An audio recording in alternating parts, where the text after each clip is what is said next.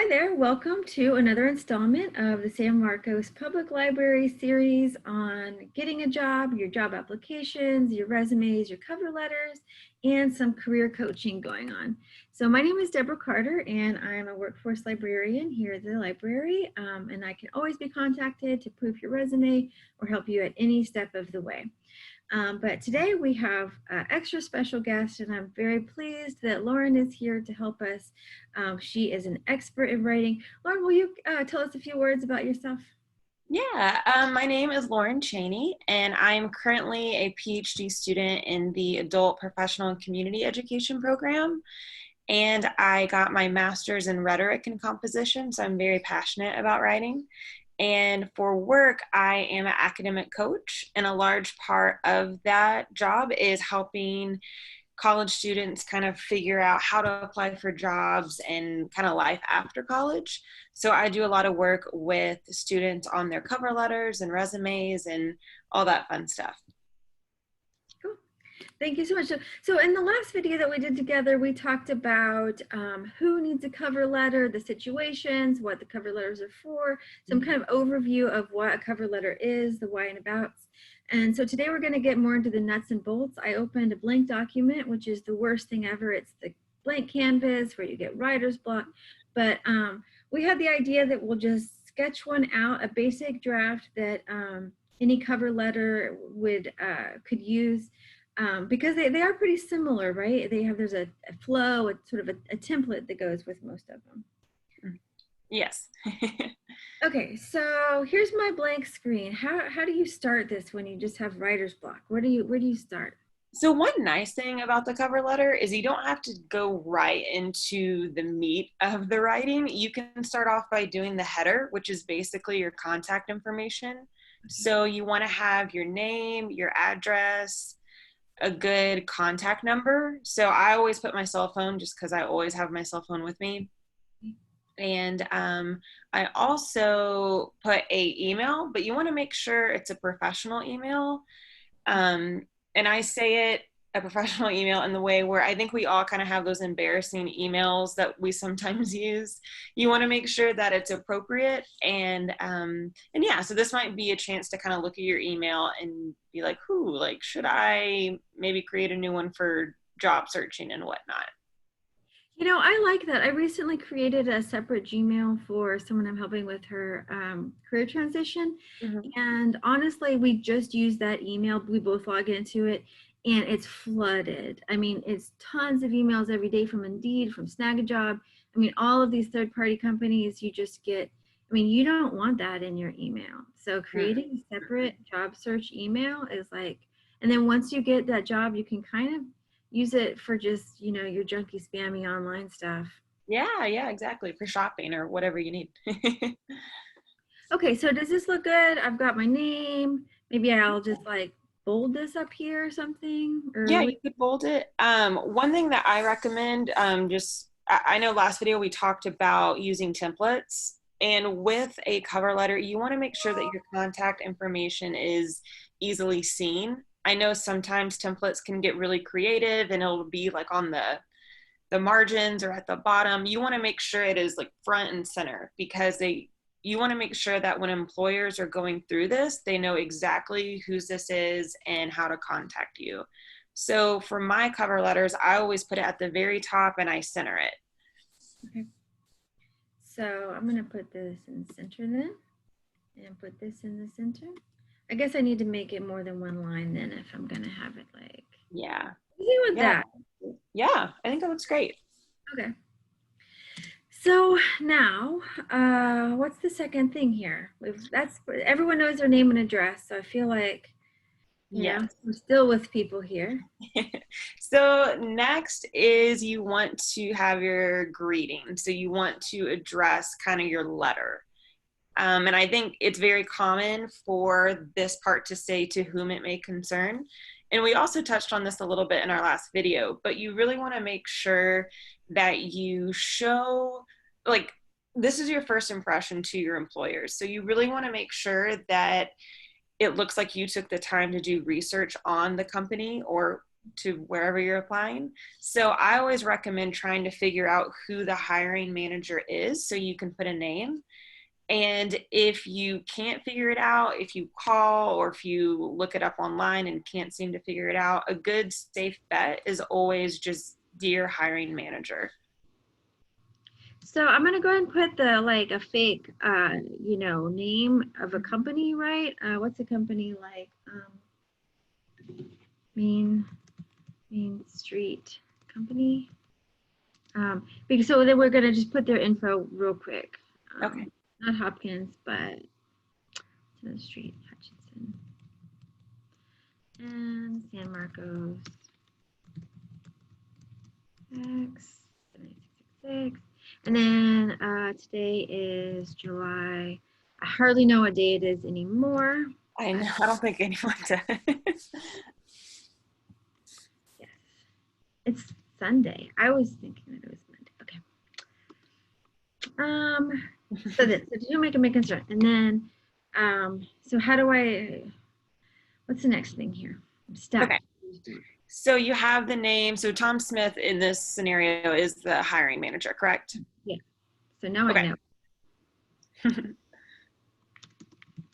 I did internet research. Now I know it's Tom Smith. Did some light creeping. Okay, so now we're going to get into the meat of the cover letter, which is the fun part. So there's different ways that you can do a cover letter. I think we all kind of have our own way or our own template that we use. I use a very simple 3-paragraph one. And in the first paragraph, what I do is I state my interest in the position that I'm applying for. And I also give my credibility. So I talk about kind of just previous work experience or education experience. So like degrees that I have, things like that. Because you really want to show the employer, because this first paragraph, you really kind of want to brag and show off. And so this is kind of the paragraph to do it. Okay, so let's pretend I am applying for a job in a library. Okay. And so I'm a librarian. So I'm gonna say who I am and the position I'm applying for. Yeah. So something like, I am an enthusiastic librarian. Oh my God, that's not how you spell that. Enthusiastic librarian looking, no.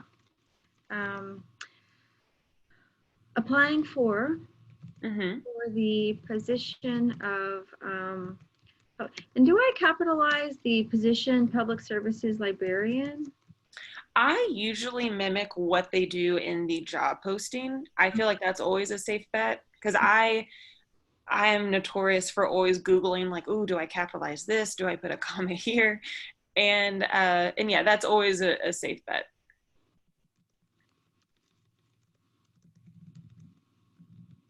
And I've noticed that folks put where they saw the job posting. And I don't really know why, but that is just kind of a common thing that you do. You put what you're applying for and then where you found out about it. If it was a person, it was a friend, or the website. Yeah, and I personally don't do that, mainly because I feel like space is very limited on cover letters or resumes, things like that. But I think if you feel like, let's say you heard from a friend, or if you're going to kind of name drop and say, oh, I heard from so-and-so, I think you could do it that way. Well, I'm going to name drop our director, Diane, as I heard from, as I was recommended? Yeah. By Diane. I do think this is always just a good rule of thumb, but if you're going to name drop, always be sure you tell that person so they're not blindsided, especially if they work there. And because sometimes you can be like, oh, so-and-so works there. I'll easily just like put their name in, and then they get asked and they're like, I had no idea this person was applying. So I'll always just try to ask before you do that. Okay, good tip. So what is it? That's my first line, a little bit of who I am and what I'm applying for. what should my second sentence be here, Lauren? So I think here you kind of want to think about what's going to sell yourself a little more. So do you have experience in a library setting, or do you have do you have a degree that kind of aligns with what a librarian does? You kind of want to look at your, I mean, you can even look at your resume or just write down previous stuff that you've done, and I think that that'll be helpful.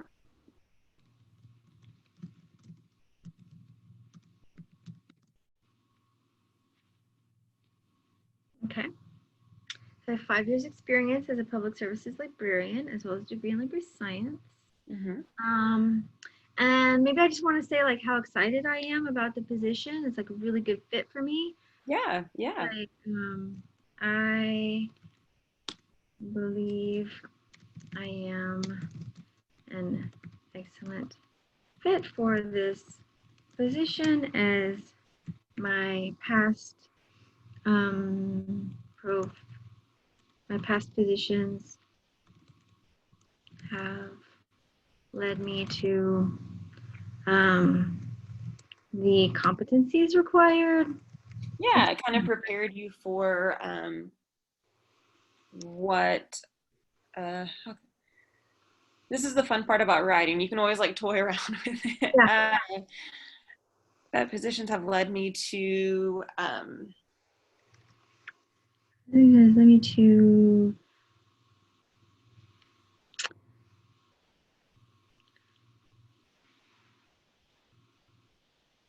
or maybe just not led me to my you could say my it has prepared me for, and then you can kind of take the lingo from the job posting. oh, I always tend to do that just so they know that I read the job posting, but also it's good to kind of just use that lingo because it shows that you know what the job requires or what the job requires of you.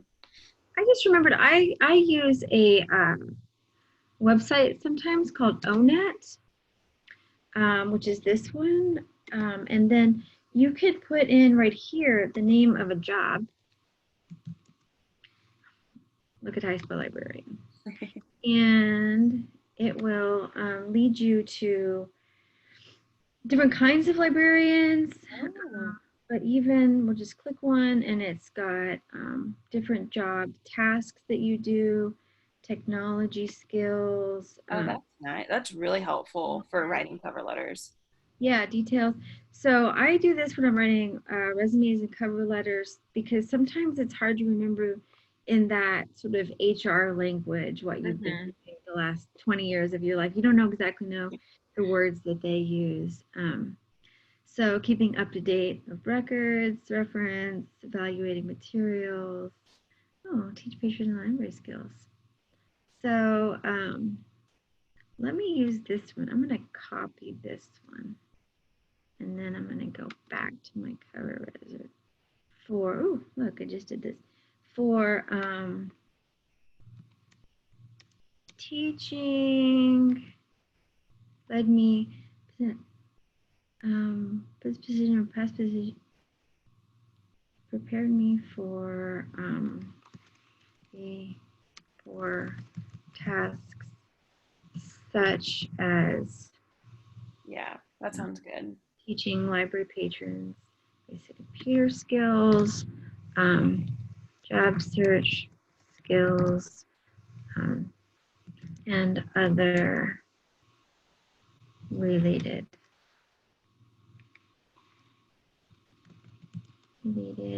topics. Yeah. And I feel like for that part, I mean, like I said, you could go back to the specific job posting and you could take, I know this is just a hypothetical situation here, but I think you can really narrow down like what they're looking for. And I think that that would be really helpful. Okay, right. So let's just say this position is a librarian position that is like I have been in, where it's more like a teacher role. So it's an education role with computer classes, all kinds of courses from the community. So I've been an excellent fit for this position with primary for tasks such as teaching library related topics. I enjoy working with people, and I look forward to working with patrons in your community. Yeah, I think that sounds great. And that's a really good opening first paragraph. So for the second one, so in the first one, we kind of talked about your credibility, why you are a good fit for the job. And here you really want to elaborate using specific examples. And I think last video you talked about kind of telling your story a little bit. And I think this is the part where you want to, so if you say you're a good communicator, like give a specific example, or if you're a team leader, like just be as specific as possible. So I think you could probably give an example, like 2 to 3 sentences each, and then that would be a solid paragraph.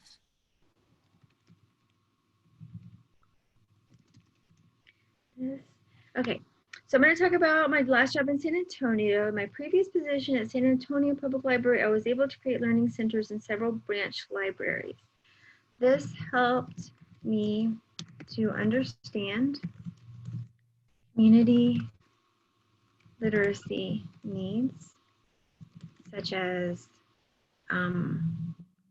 say like, well, there's just so many types of literacies. Maybe I'll just kind of not do that though. And understand the best practices for delivery inside the space of a public library. But in general, that's kind of specific. Yeah. So I should say something else though too, right? So I've got say like in addition or moreover, like use a nice transition word. For cover letters, I always use websites like, well, you can just Google transitions on Google, or action verbs are also very helpful for cover letters and resume writing. Ooh, I love the word orchestrate. Ooh, yeah. I'm not a musician, but I've always wanted to be like. Yeah, no, I love that. I know when I was applying for a lot of school positions, the only job I had was a barista at Starbucks, and I was like, how do I make this sound very like academic? And I used a lot of action verbs, and it helped.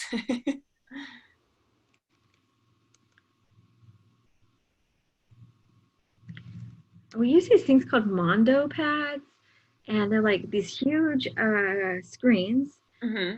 They're computer screens, so they're hooked up to the internet, and you could teach a class over here at one branch library, and the other branch library can turn it on and have an instructor there too. Oh, that's awesome. Yeah, and you could write on it and draw on it and stuff. They're pretty. And in fact, some of the schools recently got some of those types of computers.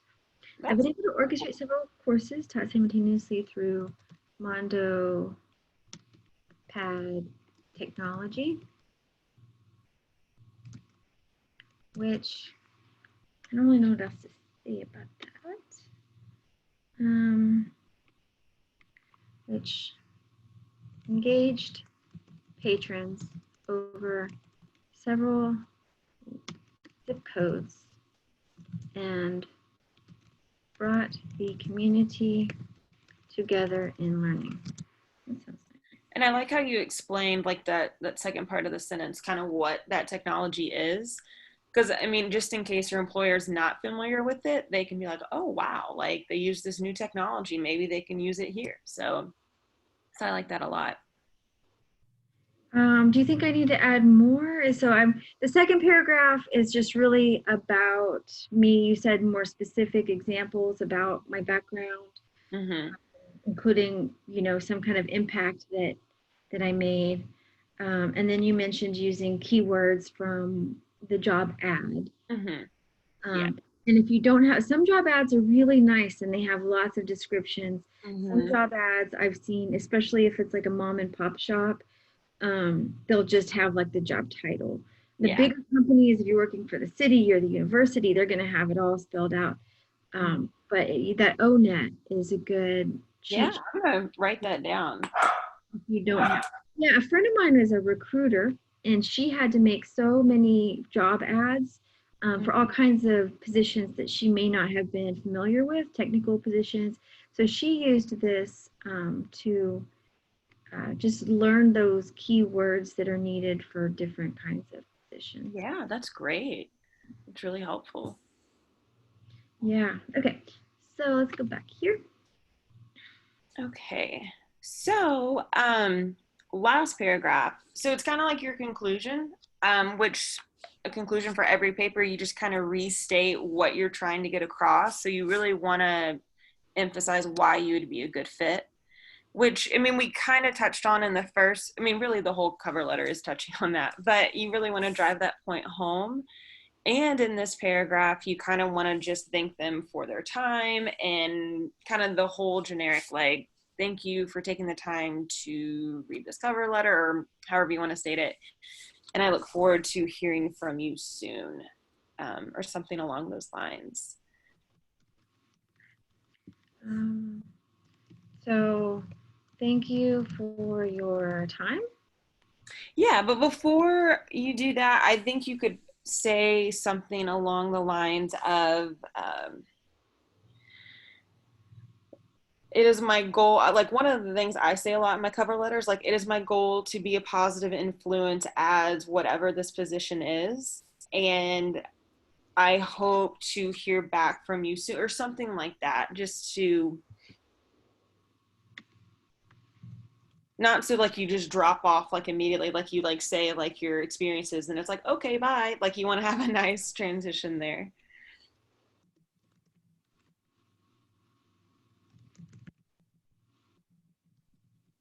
Yeah. Community engagement. My role would be useful at your location. Yeah, I think that's great. So then my thank you is a part of this. I'm so sorry. My dog gets very excited about cover letters. Yeah, or what you can do is space and kind of do that as you're closing. Okay. Reviewing my application. And then you can say, like, I look forward to hearing from you soon.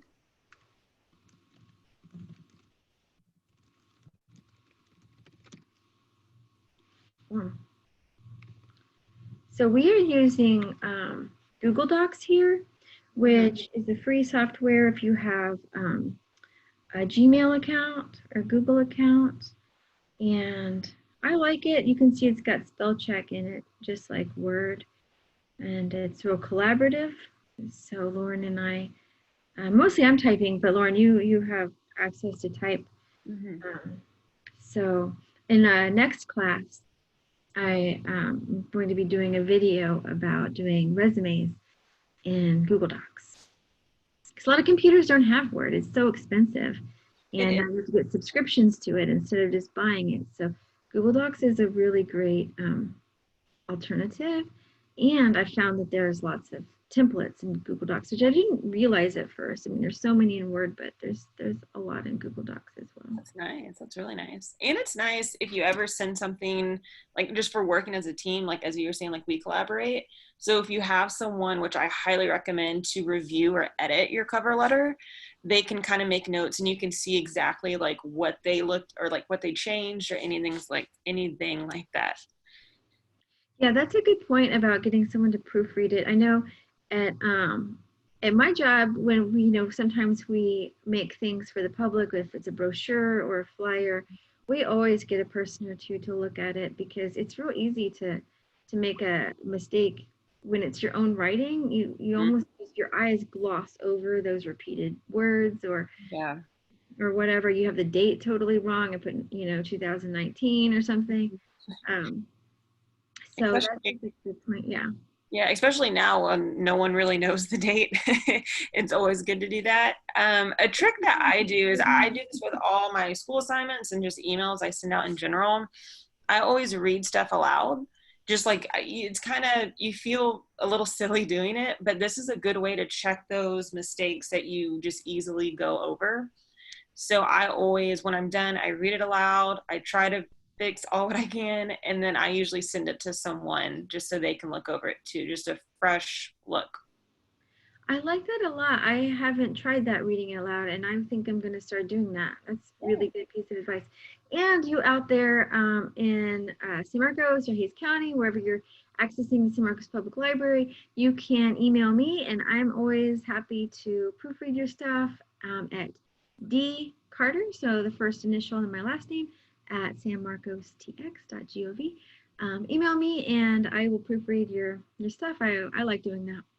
Okay, thank you for your time in reviewing my application. I look forward to hearing from you soon. Am I really done? Yeah, maybe I'm thinking that we should add those 2 sentences to that last paragraph, because I feel like it looks a little weird hanging off. You know what I mean? Yeah. And then we can put like sincerely, comma, and then have the signature, you know? So if I am sending this by email, which is probably more typical than printing it. I mean, if I was printing it, I would have my name right down here, and then I would have room to sign it. Mm-hmm. But I'm going to email it. So I guess I'll just kind of keep it. Yeah. Signature up here. And I think that's completely fine. I do know some people have like, I don't know what app or what program or software you use, but you can have like your own electronic signature. Oh, right, your e-sign. Yeah, I know it's like Adobe, Yeah. like e-signed, and you Mm-hmm. can use one of their standard signatures, or you can make your own. Yeah, and that can be something you do if you're not tech savvy. Like I am not tech savvy at all. You can just do a simple, just type your own name, and that's completely fine too. I want to be not tech savvy. It's one of my goals. Okay. I want to be like a fuddy-duddy and like get my little son to like hook the wires up. It's a goal in life. Okay, and then folks put enclosed, right? But do you do that? I mean, you would put enclosed if you had your resume, right? Mm-hmm. Something like And that. and that kind of just depends on like how you're, I don't want to say turning all this in, it sounds like a school assignment, but how you are sending all your materials in. So if you're just sending it in as attachments, typically it'll be like separate attachments, so you probably don't have to do enclosed. If you're sending it in via mail, which I don't know if people do anymore, it just kind of depends. So I would look to see how you would submit your materials before. Okay, so that's maybe a thing of the past, the sort of enclosed bit. Wow, so we've been here half an hour and we have a pretty nice draft of a cover letter. Yeah. First paragraph is who I am and what I'm applying for. Second paragraph is about my qualification, which includes a specific achievement. And then the third paragraph is just a positive sort of goal type sentence, and then a thank you type sentence. And then that's it. I think it looks good. It's the 3-paragraph model that I use is nothing fancy, but I feel like it's a great way to get the job done. And yeah, I think what you wrote sounds great. And I would need to change this if I was applying for a different position. If I'm applying for a teaching job, a lot of this would need to be changed. But if I was applying for maybe a outreach librarian position, then I would only need to change it slightly. Yeah. Yeah, and in cover letter and resume writing, or really just cover letter writing, it's not extremely exciting. So it's really easy to just kind of keep one cover letter and just go back to it and just like kind of jazz it up when a new job comes around. But I always recommend make sure you can use the same template, and you can use like certain phrases and stuff. You don't have to start from scratch. But yeah, you really want to make sure you're applying to that specific job you're applying to. Yeah, I agree. I think people spend a lot of time applying broadly, and we've talked about this before. When you I'm a gardener, and if you plant lettuce, you kind of broadcast the seeds. They're real tiny. But if you're planting like big squash, then it's every, so many inches. And I feel like with jobs, it's more productive to apply big seeds. Take a lot of time, make sure you're qualified for the position, and don't apply for positions you're not qualified for. Mm-hmm. And make sure you're excited about the position and select a job and spend some time focusing on that. And then go on to the next one. So you don't have to only do one, but on Indeed and some of these third-party websites where you can apply, you can just press apply, and that's it. That's all you have to do, and it sends your cover letter and a resume, and you can hit that button for a year and not get a call back. So That's true. yeah. Yeah, and I think I mean, it's hard getting a job and it's very competitive. And I think these small things like your resume and cover letter, you really want to make sure they're in tip-top shape because you're applying with a lot of other people. So you really want to make sure that your stuff stands out. Yeah, absolutely. You want to be so qualified, just absolutely the perfect candidate. And just like your resume, I think it's helpful to take a step back and not be like, this resume is all about me and I'm going to include my life history in it. Instead, I really am just pointing towards the job ad itself and the duties that are needed for that position. Or I've heard the 80-20 rule. So your resume and cover letter should be 80% about that specific position. And 20% of it is interspersed with actually who you are, your story. Mm-hmm. But like very little of it can be irrelevant to the position. Yeah, that's a good rule. I like that rule. Yeah, I think it's a common mistake. You and I probably see a lot of resumes that are more about the person than the position. And then matching those up is kind of our jobs as more like professional resume makers. We take the person out of those and just make Mm-hmm. it about that job. Yeah, yeah, for sure. Okay, Lauren, is there anything else that you want to mention? I'm Um, pretty happy with this. yeah, I mean, small things which we did is just make sure that when you're writing this, especially if it's online, that you choose a font that's easy to read and also a good size. You don't want to write it like at size 6 or like size 36. You want to make sure it's typical 10 to 12 and yeah, font I usually do Times New Roman or Arial, really like all the common ones that they suggest. Yeah, yeah. Well, I think this is an Arial. It's size 11, so that seems to be okay. I put my name a little bit bigger, so my name is 14 and in bold. Yeah, I think that looks good. And yeah, everything else is 11. Okay, well, this I think concludes our second installment of Cover Letter, so Cover Letter 102. And please visit our YouTube page, again, the San Marcos Public Library YouTube page for more videos about applications, your job search, job strategy, resumes, cover letters, and all that. Thank you so much for your time, Lauren. I Yeah, appreciate thank it so much. you. I love cover letter writing, so I'm always happy to be here. Good. Okay, I'll see you next time, Lauren. All righty.